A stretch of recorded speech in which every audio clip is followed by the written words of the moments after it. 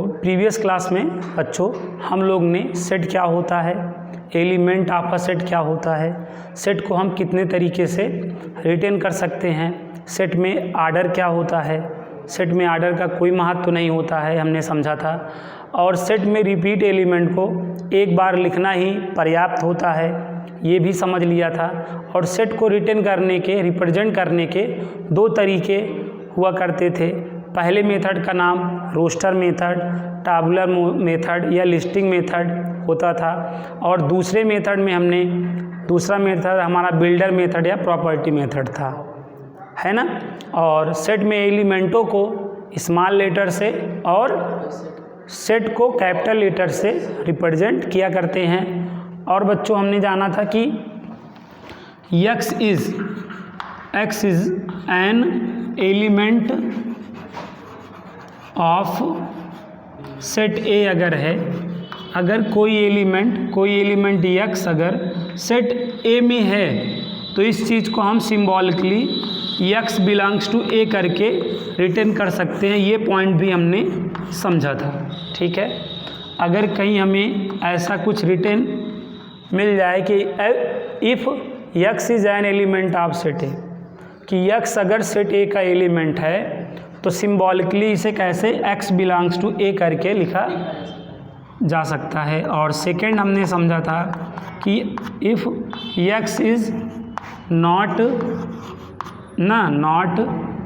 Element of set A then we write x does not belong to A, है ना। ये चीज़ हम लोग ने प्रीवियस क्लास में समझ लिया था। फर्स्ट वाले लेक्चर में ही या सेकंड वाले लेक्चर में हमने इस चीज़ को समझा था कि x अगर सेट ए में है तो इस चीज़ को x बिलोंग्स टू ए करके लिखा जाएगा, और नहीं है तो ऐसे करके लिखा जाएगा। और आपको मैंने एक इम्पॉर्टेंट बात बताई थी कि ये जो बिलोंग्स टू है इसके राइट साइड क्या, राइट हैंड साइड क्या हुआ करता है सेट, और लेफ्ट हैंड साइड क्या हुआ करता है एलिमेंट। इस बात को भी आप हमेशा ध्यान में रखिएगा, ठीक है। तो आज की क्लास में ना इस प्लेलिस्ट में हम लोग टाइप्स ऑफ सेट को डिस्कस करने वाले हैं। क्या पढ़ने वाले हैं? टाइप्स ऑफ सेट जो है हम पढ़ने वाले हैं। टाइप्स ऑफ सेट समुच्चय के प्रकार को पढ़ने वाले हैं। समुच्चय के प्रकार हम लोग समझने वाले हैं। तो जिसमें हम पहला टाइप समझेंगे इम्पटी सेट क्या होता है। क्या? इम्पटी सेट या इसको नल सेट भी बोला जाता है। नल सेट, वाइड सेट के नाम से भी जाना जाता है, वाइड सेट, ठीक है। तो इम्पटी सेट, नल सेट या वाइड सेट। इम्पटी को हिंदी में यहाँ पे रिक्त बोला जाएगा। सेट का मतलब समुच्चय। तो हम पहला क्या समझने वाले हैं? रिक्त समुच्चय, ठीक है। इम्पटी सेट या नल सेट क्या होता है ना। तो याद रखिएगा, no element in a set, no element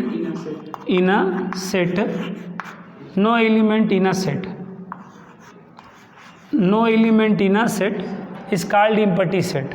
क्या कहलाएगा? इम्पटी सेट या नल सेट या वाइड सेट कहलाएगा। ये बात आप याद रखिएगा।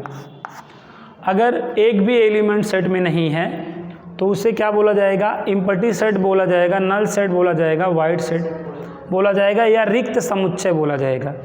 और इसे किसे? इम्पटी सेट को, रिक्त समुच्चय को सिंपली फाई या कर्ली ब्रैकेट से रिप्रेजेंट किया जाता है, शो ऑफ किया जाता है, ओके। अगर सेट में कोई एलिमेंट नहीं है, नो एलिमेंट है, तो उसे क्या बोला जाएगा? इम्पटी सेट बोला जाएगा, रिक्त समुच्चय बोला जाएगा।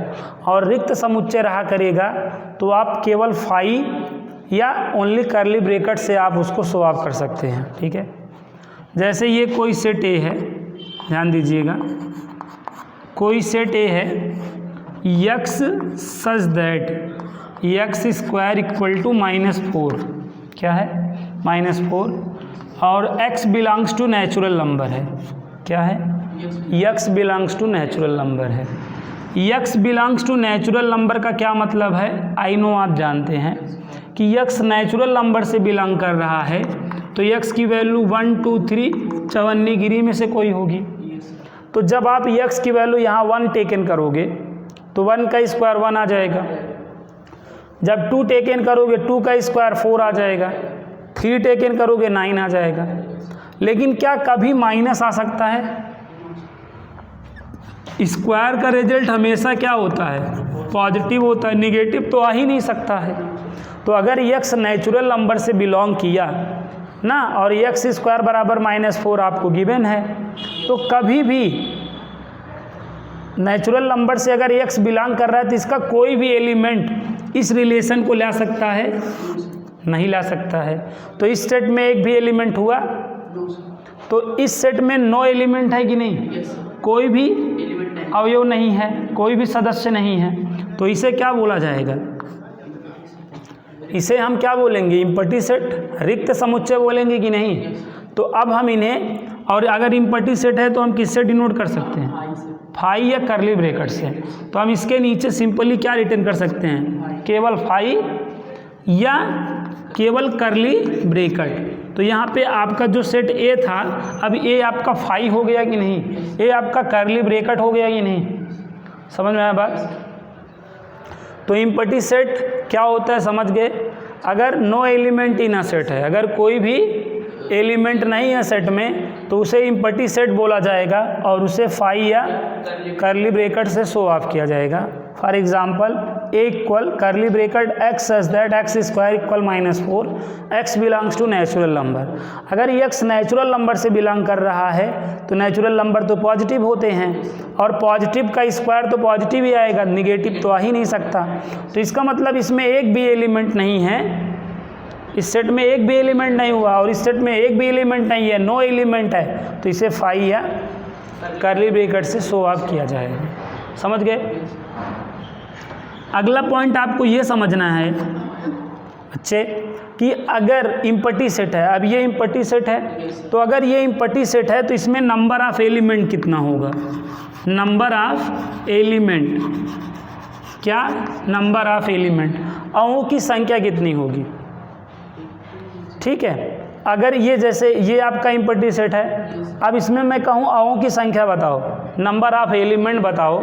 नंबर ऑफ एलिमेंट को हम सिंपली स्मॉल n से रिप्रेजेंट करते हैं। n की वैल्यू बताओ, तो n की वैल्यू आप 0 बताओगे। क्या बताओगे? नो एलिमेंट का क्या मतलब है? 0 एलिमेंट है, कोई एलिमेंट नहीं का मतलब 0 एलिमेंट हुआ ना। तो अगर आपको नंबर ऑफ एलिमेंट यहाँ पे पूछा जाए, n की वैल्यू पूछा जाए कि इम्पटी सेट होने पे नंबर ऑफ एलिमेंट कितने होंगे, स्मॉल n की वैल्यू कितनी होगी? 0 होगी। समझ गए बात को? यहाँ तक आ गया। अब तो ये इम्पटी सेट में इतनी इन्फॉर्मेशन आपके पास होनी चाहिए कि इम्पटी सेट क्या होता है, इम्पटी सेट को रिप्रेजेंट कैसे करते हैं, ठीक है, और आपको क्वेश्चन कैसे मिलने वाला है। तो इम्पटी सेट उम्मीद करता हूँ आप सभी लोगों को समझ में आ गया होगा कि इम्पटी सेट है no element in a set वाला ना, नो एलिमेंट सेट। अगर नो एलिमेंट वाला सेट है, मैं क्या कह रहा हूँ, अगर नो एलिमेंट वाला सेट है तो वही क्या कहलाएगा? इम्पटी सेट कहलाएगा, रिक्त समुच्चय कहलाएगा।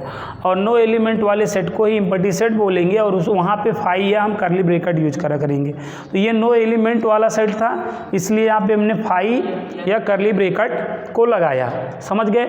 और अगर इम्पटी सेट है तो नंबर ऑफ एलिमेंट n अगर आपको कोई पूछेगा कितना है, तो आप हमेशा 0 बताओगे, n की वैल्यू 0 बताओगे। आई होप यहाँ तक की बातें आपको समझ में आ गई होंगी। Is it clear? अब अगला है इम्पटी का भाई क्या होगा? Non empty. इम्पटी का भाई कौन होगा? Non empty set. तो अब हम क्या समझेंगे टाइप्स ऑफ सेट में कि नॉन इम्पटी सेट क्या होगा। ठीक है, नॉन इम्पटी सेट क्या होगा, इस चीज़ को समझना है। नॉन इम्पटी सेट जब नहीं तब ये आपको मिलता रहेगा सेट में, नॉन इम्पटी सेट। तो नॉन इम्पटी सेट का क्या मतलब है समझिएगा। नॉन इम्पटी सेट को हम हिंदी में अरिक्त समुच्चय बोलते हैं। क्या बोलते हैं? अरिक्त समुच्चय। तो अब हम समझेंगे अरिक्त समुच्चय क्या होता है। क्या समझेंगे? अरिक्त समुच्चय क्या होता है, नॉन इम्पटी सेट क्या होता है।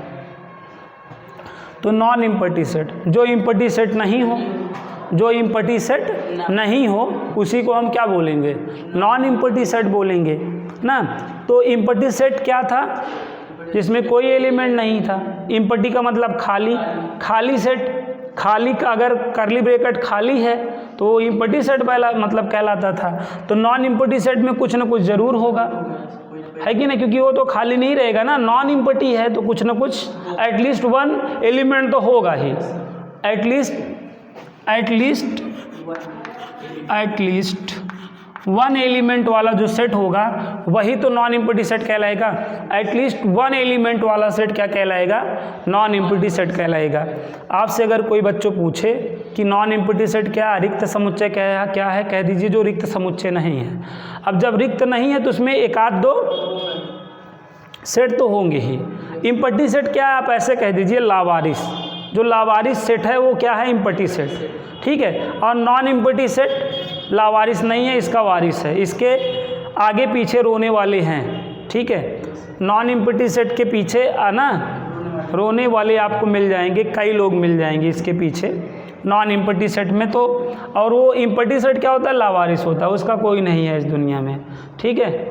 तो उसके आगे पीछे कोई नहीं है, तो जिसके आगे पीछे हो वो नॉन इम्पटी सेट है, और जिसके आगे पीछे कोई नहीं हो वो इम्पटी सेट है ना।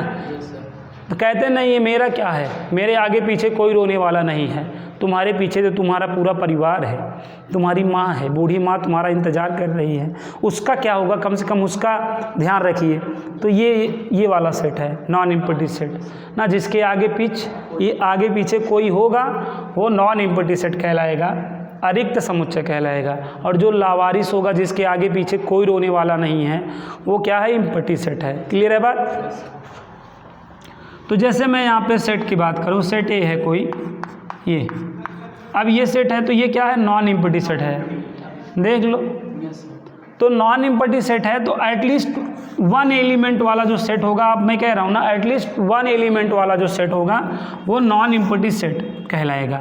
तो कभी भी मैं अगर नॉन इम्पटी सेट बोलूँ तो आप हमेशा जान लीजिएगा इसमें कोई ना कोई एलिमेंट तो ज़रूर होगा, मतलब कम से कम एक तो होगा ही, और वैसे तो बहुत सारे हो सकते हैं ना, लेकिन एक तो होगा ही, एकदम गिरी हालत में एक तो होगा ही, और मैक्सिमम तो बहुत सारे हो सकते हैं, ठीक है। तो ये आपके क्या हैं, नॉन इम्पटी सेट हैं। तो ये खाली नहीं रहेगा, फिल वाले जो सेट होते हैं, एक आध दो एलिमेंट जिसमें रहते ही हैं, वो आपके नॉन इम्पटी सेट कहलाते हैं, अरिक्त समुच्चय, ठीक है। हमेशा इसको अकेला मत समझना, इसके आगे पीछे रोने वाले मिलेंगे, ठीक है। उसके पास ना, तो ये जो इम्पटी सेट होता है उसके आगे पीछे कोई नहीं होता, लावारिस होता है, इसके बहुत सारे वारिस होंगे। अब यहाँ पे अगर मैं आपसे कहूँ नंबर ऑफ एलिमेंट बताओ इन सेट, इस सेट में नंबर ऑफ एलिमेंट कितना है, 3 है। तो यहाँ पे number of element in set कितना है, 3 है, 3 है कि नहीं। यहाँ पे समुच्चय में अंगों की संख्या कितनी है, 3 है, ठीक है। ये आपका पहला एग्जाम्पल था। जैसे यहाँ पे मैं कोई एक अनदर एग्जाम्पल ले रहा हूँ, जैसे ए बी। अब यहाँ पे ये नॉन इम्पटी सेट है पहली बात। अब इसमें कितने एन की वैल्यू कितनी है, यहाँ पर 2 है कि नहीं, समझ गए बात। अब यहाँ पे मैं जो थर्ड वाला एग्जाम्पल दे रहा हूँ वो बहुत महत्वपूर्ण है। ये बताइए इसमें कितने एलिमेंट हैं। यस बच्चों, इसमें अंकों की संख्या कितनी है, 1 है, 0 मत कहिएगा ना, समझ रहे हैं नहीं बात। 0 कब है, जब ये है। अब इसमें मैं कहूँ एन की वैल्यू कितनी है, 0 बोलेंगे, ये होने पर या केवल 5 होने पर। इम्पटी सेट होने पे एन की वैल्यू 0 होगी, बाकी अगर नॉन इम्पटी सेट है तो एन की वैल्यू कुछ ना कुछ हमेशा रहेगी। इस बात को आप हमेशा ध्यान में रखिएगा। तो उम्मीद करता हूँ ध्यान में रहेगा। तो नॉन इम्पटी सेट अरिक्त समुच्चय क्या है, जान गए।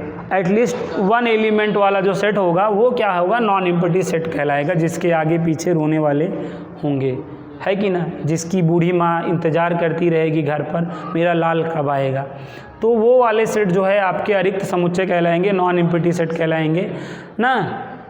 मेरे आगे पीछे कोई रोने वाला नहीं है। तो ऐसा डायलॉग मारने वाला कौन सा सेट होता है? इम्पटी सेट होता है, ठीक है। लेकिन मेरी माँ मेरा इंतज़ार कर रही है, ऐसे सेट आपके नॉन इम्पटी सेट कहलाएंगे। और ऐसे लोग आपको ज़्यादा मिलते हैं जिनके आगे पीछे होते हैं, ऐसे लोग कम होते हैं जो ये डायलॉग मारते हैं मेरे आगे पीछे कोई रोने वाला नहीं है ना। तो इसलिए तुम अपनी फ़िक्र करो, मेरी फ़िक्र मत करो, ठीक है। तो यहाँ तक आ गया। तो ये 2 टाइप आप समझ गए हैं। अब मैं आपको अगला टाइप बताता हूँ, अगला प्रकार बताता हूँ। टाइप्स ऑफ सेट में आप समुच्चय के प्रकार देख रहे हो, तो 2 आपने देख लिया है। अब अगला देखिए, क्या देखेंगे? Singleton set.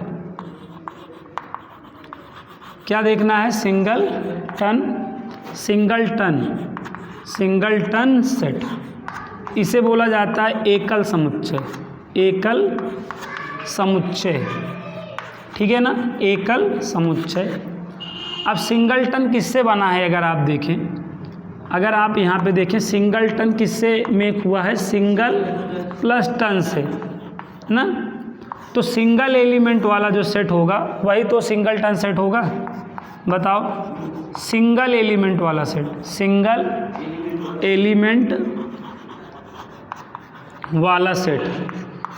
एलिमेंट वाला सेट क्या कहलाएगा? सिंगलटन। समझ रहे हैं ना? सिंगलटन सेट कहलाएगा। क्लियर है बात? तो अगर आपसे कोई पूछे सिंगलटन सेट क्या होता है, एकल समुच्चय क्या होता है, तो आप कहेंगे singleton makes 2 word single plus ton ना। तो सिंगल एलिमेंट वाला सेट जो है सिंगलटन सेट कहलाता है, ठीक है। अगर सिंगल एलिमेंट है सेट में, single element in a set is called a singleton set या एकल समुच्चय। नाम से ही क्लियर है, हेडिंग से ही क्लियर है, एकल जिसमें एक अवयव हो, एक एलिमेंट वाला समुच्चय क्या कहलाएगा? एकल समुच्चय कहलाएगा। एग्जाम्पल जैसे ये कोई सेट ए है, तो ये क्या है? सिंगलटन सेट ना। या आप ऐसे भी कह सकते हैं कोई सेट भी है ना। अब ना एक्स सच दैट एक्स अभाज्य संख्याओं का समुच्चय, अभाज्य सम संख्याओं का समुच्चय, अभाज्य सम संख्याओं का समुच्चय, अभाज्य सम संख्याओं का समुच्चय, ठीक है। अभाज्य सम संख्याओं का समुच्चय। तो अभाज्य सम संख्याओं का समुच्चय, तो अभाज्य सम संख्या क्या होती है? बताओ, 2 ही तो होती है बस। तो इसमें सिंगल एलिमेंट नहीं हुए, तो ये आपका क्या कहलाएगा? सिंगलटन सेट कहलाएगा। द सेट ऑफ, ठीक है, the set of odd prime even numbers, the set of ना, द सेट ऑफ देखो prime even numbers, the set of prime even numbers क्या होता है? केवल ये होता है। समझ गए?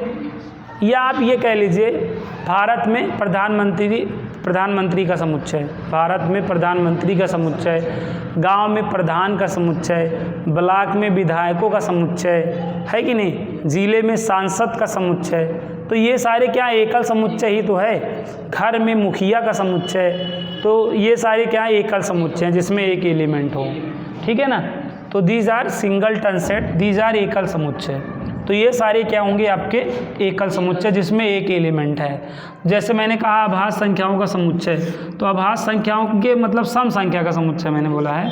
अभाज्य सम संख्याओं का समुच्चय तो केवल 2 ही होता है, ठीक है। The set of prime even numbers हमने कहा, the set of prime even numbers बोला तो ये हो गया। या मैं कहूँ the set of all vowels in English alphabet, तो ये क्या होंगे?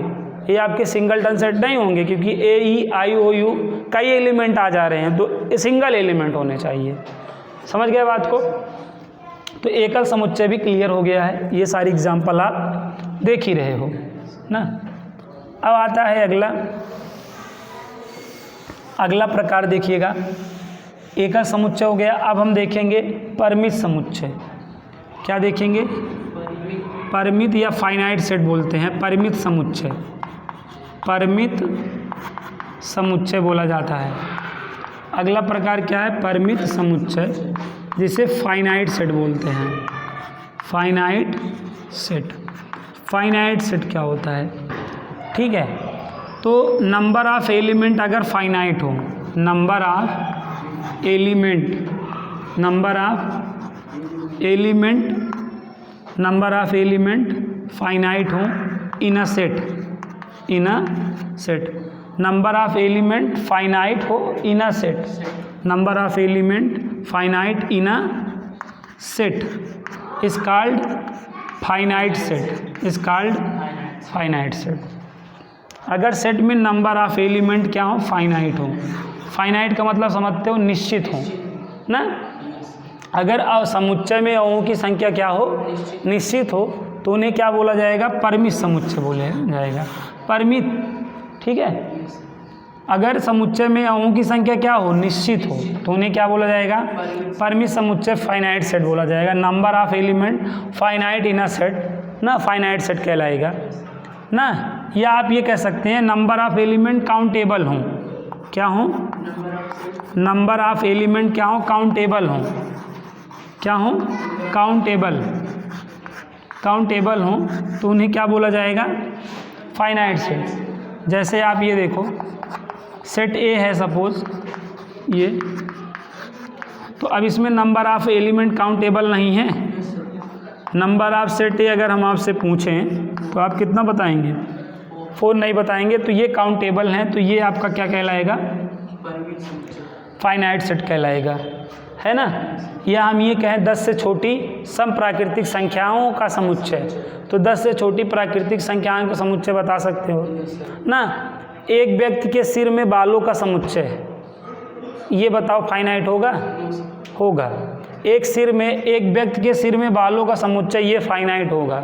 ठीक है, व्यक्ति के सिरों में बालों का समुच्चय ये फाइनाइट नहीं होगा। एक व्यक्ति के सिर में कितने बाल हैं? काउंटेबल है, समझ रहे हैं ना।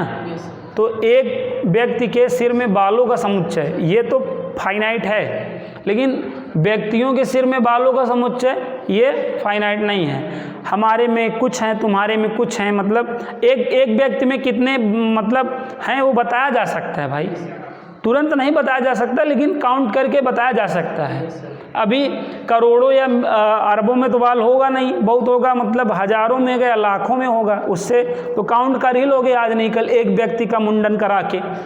तो इसलिए मैं बता रहा हूँ कि परिमित समुच्चय फाइनाइट सेट, एक व्यक्ति के सिर में बालों का समुच्चय फाइनाइट सेट होगा। आप जैसे आपने कहा इनफाइनाइट होगा, अपरिमित होगा, ऐसे आप किसी के सामने एग्जाम्पल रखेंगे तो उसके हिसाब से इनफाइनाइट होगा। लेकिन आप हमेशा याद रखिएगा ना, ये आपका ऑब्जेक्टिव बहुत अच्छा क्वेश्चन बन जाएगा कि एक व्यक्ति के सिर में बालों का समुच्चय क्या होगा, कौन सा समुच्चय होगा।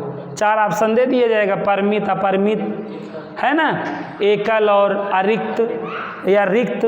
तो आप बता दोगे, फिर आपसे ऑप्शन पूछ लेगा तो फिर आपको परिमित वाले पे टिक मारना है, समझ गए। अगर व्यक्तियों के सिरों में बालों का समुच्चय है तब ये आप परिमित हो जाएगा। क्लियर है बात? तो यहाँ तक आ गया बात समझ में। तो परिमित समुच्चय समझ गए ना, जिसमें समुच्चय के अवयव क्या हो? परिमित हो, मतलब गिने जा सकें ना, काउंटेबल हो ना। Countable element in a set is called finite set. Clear है बात? अगर अवों की संख्या गिनी जा सक रही है ना, समुच्चय में अवों की संख्या अगर क्या हो जा रही है? गिनी जा सक रही है, तो उसे क्या बोला जाएगा? परिमित समुच्चय बोला जाएगा। समझ गए? अब परिमित का भाई कौन होता है? अपरिमित ना। तो अपरिमित को ही इनफाइनाइट बोला जाता है, अपरिमित समुच्चय। ठीक है, अपरिमित समुच्चय, इसको क्या बोला जाता है? इनफाइनाइट सेट बोला जाता है, इनफाइनाइट सेट बोला जाता है, इनफाइनाइट सेट बोला जाता है। ठीक है, तो अपरिमित समुच्चय क्या है? जिसमें नंबर ऑफ एलिमेंट क्या हो? इनफाइनाइट हो। नंबर ऑफ एलिमेंट क्या हो? नंबर ऑफ एलिमेंट इनफाइनाइट हो, अनिश्चित हो। ठीक है, तो उन्हें क्या बोला जाएगा? इनफाइनाइट सेट बोला जाएगा, इनफाइनाइट सेट बोला जाएगा। क्लियर है बात? अगर समुच्चय में, अगर सेट में नंबर ऑफ एलिमेंट अनकाउंटेबल हैं, उन्हें काउंट नहीं किया जा सकता है, तो वो वाले समुच्चय, वो वाले सेट क्या होंगे? अपरिमित समुच्चय कहलाएंगे। समझ गए? जैसे आकाश में तारों का समुच्चय, आकाश में तारों का समुच्चय, ठीक है। The set of star in the sky, तो ये क्या होगा आपका इनफाइनाइट सेट होगा, ठीक है। या आप कहें, हम ये कहें नेचुरल नंबर का सेट, नेचुरल नंबर का सेट, तो ये नेचुरल नंबर का सेट होगा कि नहीं, ये भी क्या होगा इनफाइनाइट सेट होगा, इनफाइनाइट होगा यार। नेचुरल हो गया, होल नंबर हो गया, इंटीजर, रियल नंबर या rational number, irrational number, real number, imaginary number, these are infinite set. तो ये सारे क्या हैं आपके, जो भी नंबर्स आपने देखा है ना, नंबर सिस्टम में आपने जितने भी नंबर्स पढ़े हैं सारे क्या होते हैं इनफाइनाइट सेट होते हैं, है कि नहीं। ये नंबर्स, जितने भी नंबर्स होते हैं एक कलेक्शन रखते हैं, ठीक है। तो कौन से टाइप बनेंगे सेट में, समझ गए, इनफाइनाइट टाइप में बनेंगे, इनफाइनाइट सेट बनेंगे। क्लियर है बात ना। जैसे समझ गए ना, जैसे मैं ये बोलूँ कक्षा में विद्यार्थियों का समुच्चय, तो ये कौन सा होगा समुच्चय, परमी समुच्चय होगा कि ना, परमी समुच्चय होगा।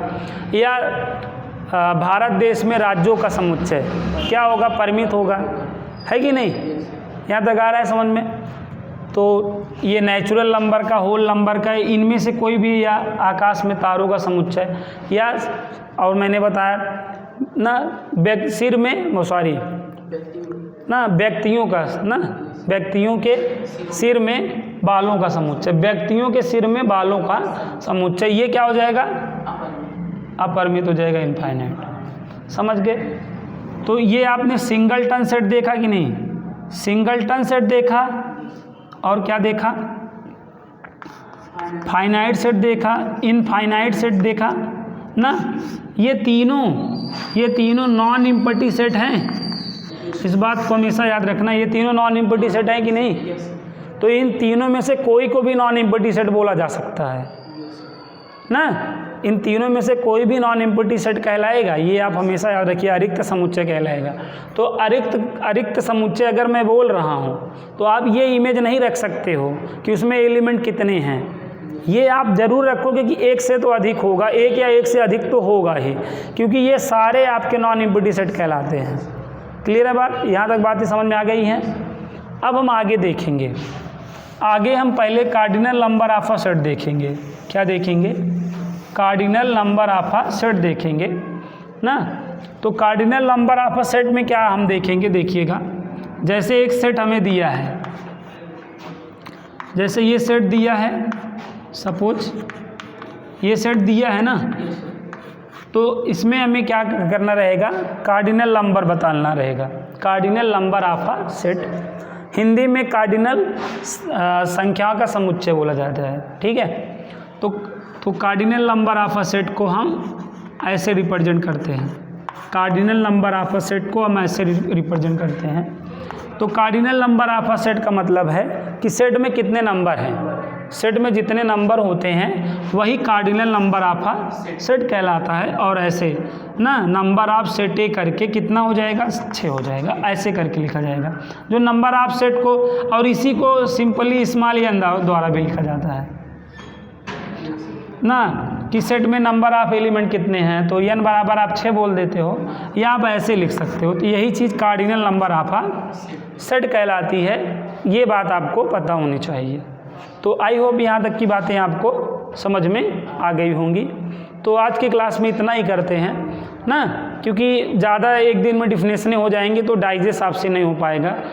तो ये मतलब ठंडी है तो क्या हुआ ना, लेकिन एक लिमिटेड डिफिनेशन एक एक दिन में लेंगे तो ज़्यादा अच्छा रहेगा।